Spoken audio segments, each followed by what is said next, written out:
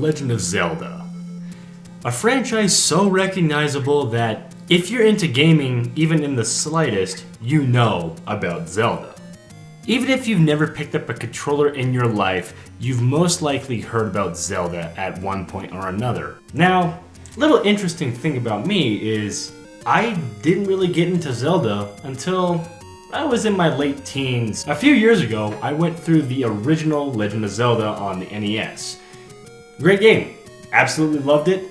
And to tell you the truth, there's really not a reason why I wasn't into Zelda. It was just, I didn't really have too many games growing up.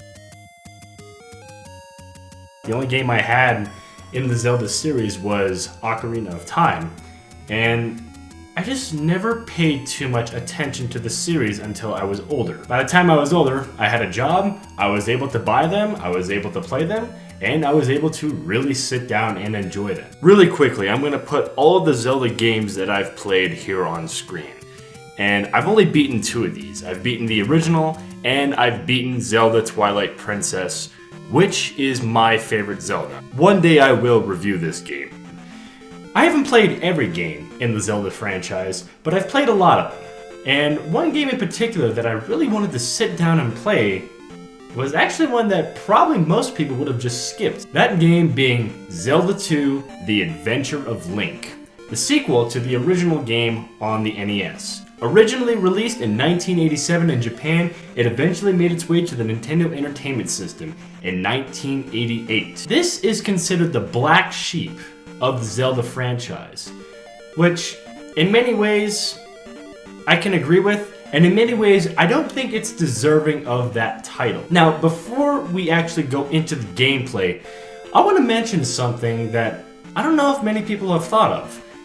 The title itself sounds a little bit weird. It's not The Legend of Zelda: Link's Adventure, it's Zelda 2: The Adventure of Link. To my knowledge, because I haven't played every single game in the Zelda franchise, this is the only direct sequel. I mean, it's also the only game in the mainline series to have a number in its title. So let's take a deeper look into Zelda 2: The Adventure of Link and find out why it is this black sheep of the Zelda franchise.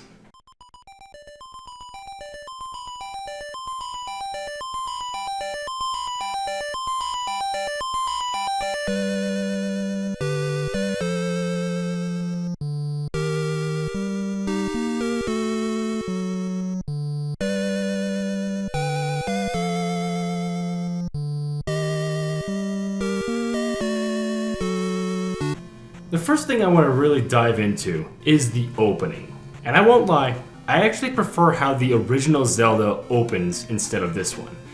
When you first start a game in the original Legend of Zelda, it feels like you're opening some fantasy novel and you're about to go on this grand adventure. In Zelda 2, it kind of just throws you right into the game. Not a bad thing, but I do think the original does it better. However, if there's one thing that Zelda 2 does really well, it shows us everything we need to know. Princess Zelda is under a sleeping spell. It is up to us to gather the 3 pieces of the Triforce to break the sleeping spell. Now, right off the bat, you can already see a major departure from the original game. Zelda 2 is a side-scroller, instead of the traditional top-down view that we all know and love. Personally, I don't mind the perspective change. I actually think it works pretty well for Zelda, and I'm not really sure why they never touched on this sort of genre again, aside from those god-awful CDI games. One thing you have to remember is that this is only the second game in the franchise. So, for the meantime, let's pretend that we're in 1988.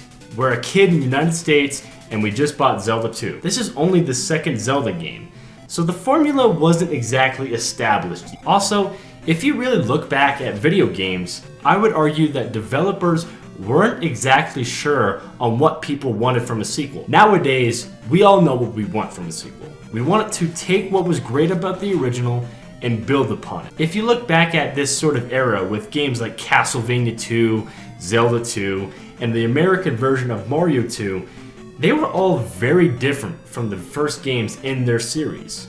And with the third game in those series, they kind of went back to the original formula. I can't say for sure this is how it was, but I kind of have a feeling about this, because even games before this, most of the time, sequels were very different from the original game. So let's talk about some of the differences with Zelda 1 and Zelda 2. Well, there is still an overworld, but you can't fight anything on it. If you run into an enemy, it takes you to this little battle screen. Very similar to RPGs of the time like Phantasy Star and Final Fantasy. However, those were your traditional RPGs, whereas Zelda 2 is most certainly an action RPG. And speaking of RPGs, in my opinion, this is the only Zelda game that really can be called an RPG. As you fight monsters, you can gain experience points, and you can also find these little bags that can give you a bonus XP boost as well. The major problem I have with this is not because of the system itself, it's the encounter rate. I swear to God, dude, every 5 seconds you have to stop and fight something. Most of the fights are pretty fair, but sometimes they can be a little bit more difficult. And one of the biggest issues is sometimes you get put into these battle screens where nothing happens at all. It's just an empty screen. What's the point? Why are you gonna stop me if there's literally nothing to do? It's just a waste of time.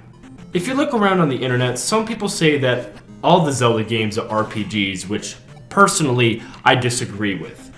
They're action-adventure games that have elements that are commonly seen in RPGs, such as visiting towns, a new addition that would become a staple for the rest of the games. In the first Zelda, everybody was hiding in caves, presumably because of Ganon.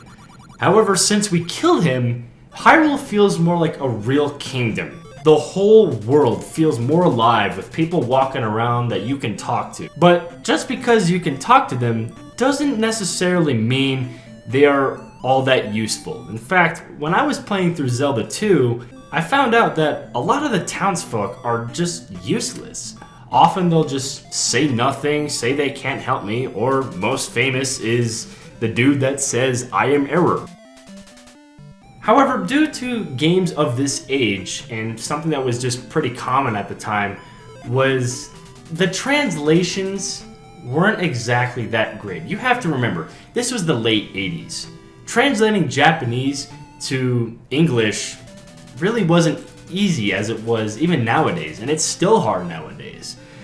So it's just something that you have to deal with, and I usually recommend people, if you're gonna play RPGs from this era, it's a good thing to have a guide right next to you, because sometimes the translations can be wrong, or they don't even help you out at all. One addition that this game had that would become a staple was learning sword techniques. Now, in this game, they're fairly simple, just a down stab and an upward stab. But this would become something that would be very common throughout the rest of the series. I've talked about how this game was a direct sequel to the first Zelda, and one of the major parts in the original Zelda is we kill Ganon. So you might be wondering, who is the villain in Zelda 2? Really, there's not one villain. In fact, it's all of Ganon's allies, who are trying to come together to revive him using the blood of Link. Whenever you run out of lives, Ganon will return, and he takes the time to laugh at your demise.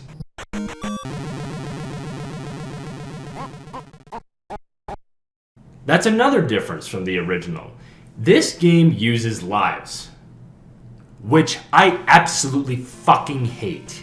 This is easily the worst part of the game. Whenever you lose all your lives, you have to go all the way back to the very beginning. Even if you're inside a palace, it still puts you back at the very first screen. The original game would spawn you at the entrance of a dungeon. Part of the reason why this sucks so hard is the difficulty. One complaint that anybody who plays this game has. The difficulty is out of control. I find it very odd because the first Zelda game was really balanced in terms of difficulty. In fact, it's one of the most balanced NES games I've ever played. So what happened here? This game has too many enemies that are just such a pain in the ass. Like those axe-wielding lizards, or those accursed blue knights that throw a bunch of shit at you.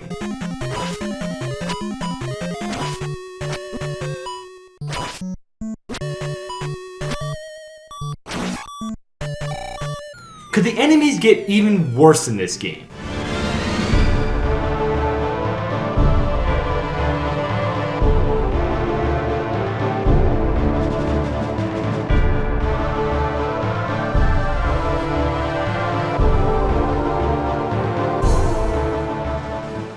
I spoke too soon. Whenever I see anything that resembles a Medusa head, it immediately ends up on my shit list. Enemy placement is also extremely obnoxious in this game. There's always something that could knock you down into a pit, or they throw something that can block every single one of your hits into this very narrow hallway. Not to mention, it always feels like they're just one pixel out of range. Have you ever fought Devil Kazuya in Tekken 2? It's pretty much the same experience. And of course, since this game is a side-scroller, there's a ton of platforming in this. The platforming is very, very tricky. Every single time you jump, it makes your asshole pucker. It feels like you have to jump from the absolute edge of every single jump. Otherwise, you're gonna fall down into the pit and die. There's also those damn bubbles. Look out, everybody. Link has to fight bubbles, the most threatening enemy ever made. Last thing that I should mention about the combat are the bosses. I didn't find them as annoying as I thought they would. All the regular enemies are just so fucking obnoxious, but the bosses, once you learn their patterns, they're actually pretty easy to beat. Another thing that sucks about this game is that there are enemies that will take away your XP if you get hit by them. Zelda 2, man. This game doesn't fuck around. Also, when you die, Link exposes himself. God damn, no wonder the ladies are always inviting him inside. Sure, they're there to really heal him. Even the old bitches are trying to take him in. Jesus Christ, Link, save some for Zelda. That's Princess Muff, the good stuff. Don't waste it on these lowly peasants. Alright, I've been negative for pretty much every part of this review. Is there anything I like about this game? Yes, in fact, there's a lot of things I like about this game. For starters, the music is absolutely incredible. It's a Zelda game. Obviously, the music is going to be fucking great. There is not a Zelda game out there that has bad music in it. Easily the best track in this game has to be the Palace theme.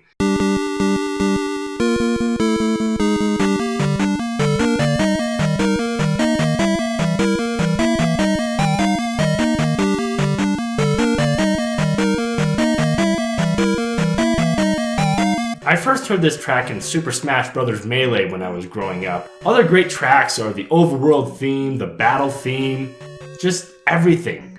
The title theme, the whole soundtrack. Probably some of the most memorable music from the 8-bit era. I also really like the graphics and the art style. It just all looks really clean and nice. Now, I am playing this on the NES Classic, so that's probably why. Even if I was playing this on a CRT, the game would still look great. And the combat, while it can be frustrating at times, there are many times where it is very satisfying, especially when you fight like the Red or Orange Knights. The sounds of swords and shields clashing together is really intense for this kind of era, and while it doesn't look like there's a whole lot going on, when you're playing the game, the combat is intense. And that's something I do want to say. Even though a lot of enemies can be extremely frustrating, there are plenty of times where the game is just very satisfying in its combat. The last part of this game is easily the most frustrating and arguably the absolute worst part, because all the enemies move so fast, they're so powerful. Even when I was fully powered up, it was still an extreme pain in the ass just to kill anything. And it makes me sick to think that somebody out there went through this game without a guide and without being fully powered up. One thing I also want to bring up are the palaces. While I absolutely love the music in them, and for the most part the level design is really good, I do want to mention that a lot of times the layouts of certain sections will repeat themselves on certain levels. It can be pretty easy to get lost if you're really not paying attention or if you don't have a map at your side. This was also a thing that happened in the original Metroid. It's just one of those things that you have to deal with when you play games from this era. There are a total of 7 palaces in this game, and as I said earlier, when you die in them, you don't get to start back at the beginning of the entrance. You have to walk all the way back to each palace if you run out of lives in them. Extremely frustrating and extremely time consuming. This is one of those games that does not really respect your time.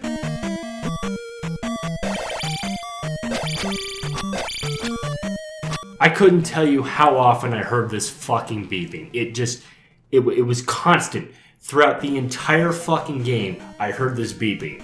Because I'm not very good at this game. But god damn it, it's so annoying. The hardest part of the game, aside from being in the final palace, is the route leading to the final palace. It's unrelenting how difficult this part of the game is. I almost quit at this part because I was just getting too frustrated. When you go through the game, there are no health pickups. The only thing you have to rely on for regaining your health are fairies and the life spell.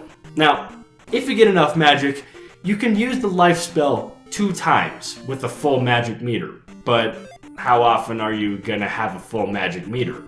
Exactly. And collecting fairies is just a pain in the ass because they fly around everywhere. And occasionally you can find them standing still in a palace, but not very often. Also, sometimes the game can get very cryptic with its level design. There may be false walls or pits that just go down infinitely and you have to figure out which level to go forward at. It can get pretty frustrating, especially in the very last palace where most of this shit occurs. When you're in this final palace, there's a ton of bosses to fight. There's the dragon, there's the 2 blue knights, and of course the final 2 bosses of the game, the Thunderbird and Dark Link. The Thunderbird gave me quite a bit of trouble because it just flies around the screen spouting fireballs all over the place. And Dark Link, well, to tell you the truth, I didn't really bother to fight him really that fair. This game put me through hell, and I'm gonna fight him as cheap as possible. Fuck! God damn it, dude. I'm so fucking tired of having to walk back to the beginning of this fucking palace.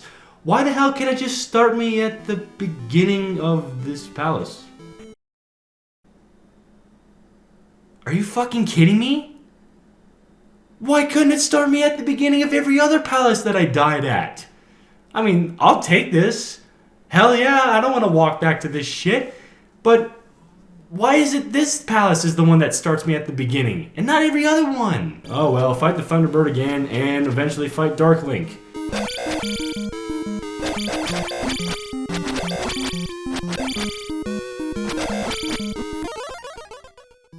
So, finally, we beat Dark Link. We finally get the Triforce, and we awaken Zelda from her sleeping spell.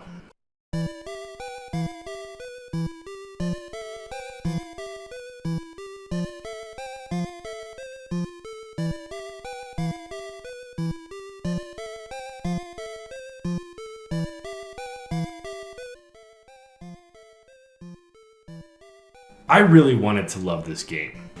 I really wanted to say that this game was fucking awesome. To sing its praises so that everybody can play it. Unfortunately, I just can't. Zelda 2: The Adventure of Link is a game that gets bogged down by its ruthlessness. Having to waste my time to walk back to every palace that I died at was such a chore. Felt like too much of a ridiculous punishment. I don't ever see myself replaying this game, even though there's a lot of things about it that I really like, and a lot of things that, well, became staples in the Legend of Zelda series. There are many things that we have to thank for in Zelda 2, and there are many things that we can really just leave behind. It's hard for me to recommend this game, especially to people who may not have grown up with it. This is one of those games that if you grew up with it, you've probably beaten it a million times. If you haven't grown up with it, you might want to just stay away. Maybe try out Link to the Past or the original game. And I mean, if you really want to try this game out, go ahead and try it out. But just be forewarned. It is a ruthless game, very frustrating. It's got some good spots to it, but for the most part, I think you're better if you just skip this one.